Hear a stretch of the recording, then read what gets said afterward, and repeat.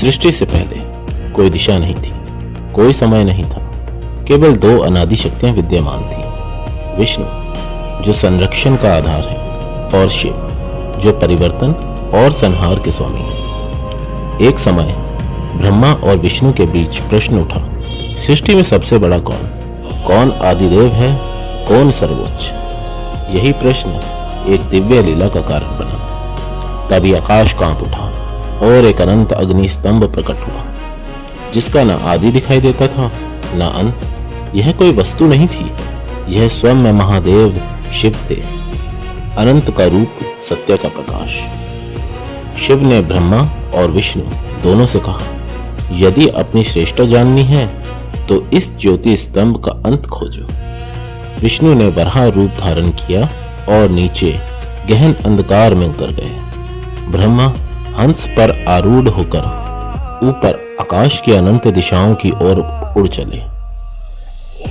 विष्णु खोजते रहे, लेकिन उस ज्योति स्तंभ का तल कहीं दिखाई न दिया।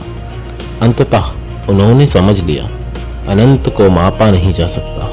सत्य किसी रूप में नहीं बल्कि शिव तत्व में विद्यमान है। विष्णु लौट आए विनम्रता और सत्य के साथ। उधर ब्रह्मा ऊपर उड़ते रहे, पर उन्हें भी कोई शिखर न मिला।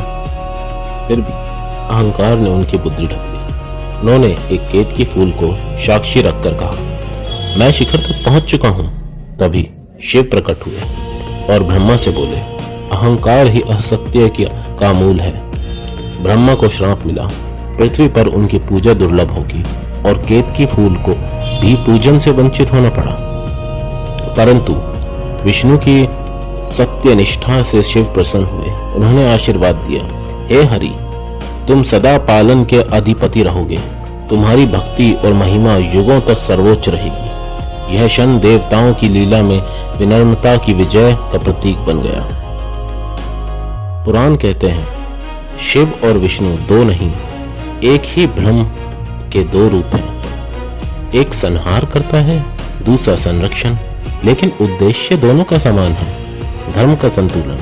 इसी सत्य को रूप मिला हरिहर में, आधा शिव आधा विष्णु, एक ही दिव्य तत्व। यह कथा किसी युद्ध की नहीं, किसी प्रतिद्वंदता की नहीं, यह कहानी है अहंकार के टूटने की और सत्य की पहचान की। जब शिव और विष्णु जैसे देव भी विनम्रता को अपनाते हैं तो ब्रह्मांड में धर्म में शांति और समरसता जन्म लेती है। यही है शिव विष्णु अनंत का सत्य। तो बोलो, ओम नमो हरिहराय नमः।